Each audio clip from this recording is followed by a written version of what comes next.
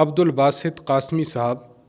بن قاری عبدالواجد صاحب Muzaffar Nagar UP India سے آپ سوال کرتے ہیں کہ اگر کسی شخص نے سونا چاندی اپنی بیٹیوں کی شادی کے ارادے سے جمع کیا ہوا ہے یا اپنے بیٹے کی بیوی کے واسطے جمع کیا ہوا ہے اور اس پر سال بھی گزر گیا ہے تو کیا اس پر بھی زکوٰۃ واجب ہوگی یا نہیں؟ اور سونا چاندی دونوں ملا کر کتنے پر زکوٰۃ واجب ہوگی؟ اگر سونا چاندی 7 تولہ ہو تو اس پر کتنی زکوٰۃ واجب ہوگی اور چاندی پر بھی کتنی زکوٰۃ واجب ہوگی؟ جو صورت ہو وضاحت کے ساتھ اس کا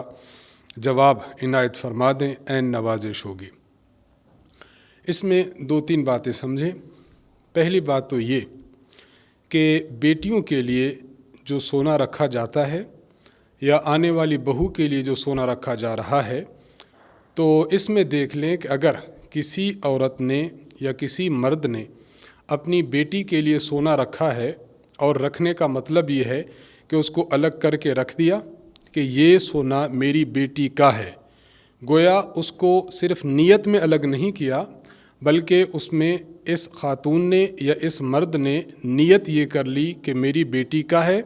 اور اس کے ساتھ برتاؤ بھی ایسا کیا جس طرح بیٹی کے سونے کے ساتھ برتاؤ کیا جاتا ہے۔ ضرورت پڑی تب بھی اس کو خرچ نہیں کیا۔ اسی طرح عورت نے خود اس کو اپنے لیے بھی استعمال نہ کیا ہو، یعنی اس کو بالکل الگ تھلگ کر کے نیتاً بھی اور عملاً بھی اس کے ساتھ وہ سلوک کرے جو بیٹی کے سونے کے ساتھ کیا جاتا ہے، تو اب یہ سونا اس بیٹی کی ملکیت میں ہوگا۔ اور آنے والی جو بہو ہے تو بہو کے حوالے سے بھی یہ سمجھ لیں کہ اگر کسی عورت نے کچھ سونا رکھا کہ میں آنے والی بہو کو دوں گی، تو یہ سونا دراصل اسی عورت کی ملکیت میں رہا ہے۔ جب بہو آئے گی اس کو سونا دیں گے تب اس عورت کی بہو کی ملکیت میں سونا چلا جائے گا۔ تو اگر کسی نے اپنی بیٹی کے لیے سونا رکھا ہے اور اس طرح الگ کر کے رکھا کہ وہ بیٹی کی ملکیت ہے، تو اب اس کی زکوٰۃ ادا کرنا اس بیٹی کے ذمہ ہوگا، اس خاتون کے ذمہ نہیں ہوگا۔ اس لیے اگر وہ بیٹی چھوٹی ہے، نابالغ ہے، تو پھر اس سونا پر زکوٰۃ نہیں ہوگی۔ جب وہ بالغ ہوگی تو چونکہ اس کی ملکیت میں ہے تو بلوغ کے بعد پھر دیکھا جائے گا کہ اس بیٹی کی ملکیت میں یہ 4 چیزیں اگر موجود ہوں، مثلاً یہ سونا، نمبر 2 چاندی، نمبر 3 اس کے پاس نقدی مال ہو، نمبر 4 ایسا مال جو مال تجارت کہلاتا ہے شریعت کی نظر میں، یعنی کوئی چیز اس نے خریدی تھی، اس نیت سے خریدی تھی کہ میں اس کو آگے فروخت کر دوں گی۔ اس نے گھر میں کچھ مشینیں خریدی تھیں کہ میں اب رکھتی ہوں، کچھ عرصہ بعد میں فروخت کر دوں گی۔ اس نے فریج خریدا تھا کہ میں کچھ عرصہ رکھتی ہوں، اس کو بعد میں فروخت کر دوں گی۔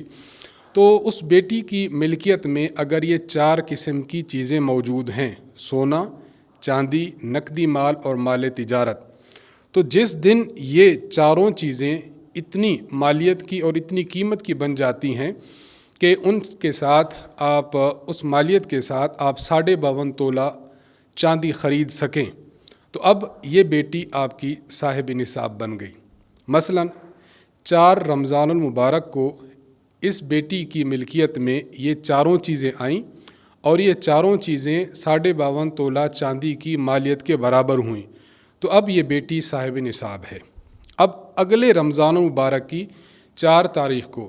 اگر اس بچی کے پاس یہی 4 چیزیں یا ان میں سے بعض کا مجموعہ اتنی مالیت کو پہنچتا ہے کہ 52.5 تولہ چاندی خریدی جا سکتی ہے، تو اب دوسرے سال کے 4 رمضان المبارک کو اس بیٹی پر زکوٰۃ ادا کرنا واجب ہے۔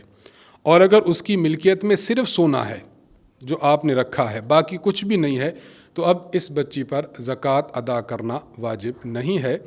تو خیر خلاصہ کلام یہ نکلا کہ اگر بچی کو وہ چیز اس طرح دے دی گئی ہے کہ اس کی ملک میں کر دی گئی ہے اور آپ اس میں کسی قسم کا تصرف نہیں کرتی، تو پھر یہ بیٹی کی ملکیت ہے، زکوٰۃ آپ نہیں دیں گی، بیٹی دے گی۔ لیکن بیٹی اگر نابالغ ہے تو اب زکوٰۃ نہ دے گی، جب بالغ ہوگی تو زکوٰۃ دے گی، اور زکوٰۃ دینے میں ترتیب کیا ہو وہ میں نے عرض کر دی ہے۔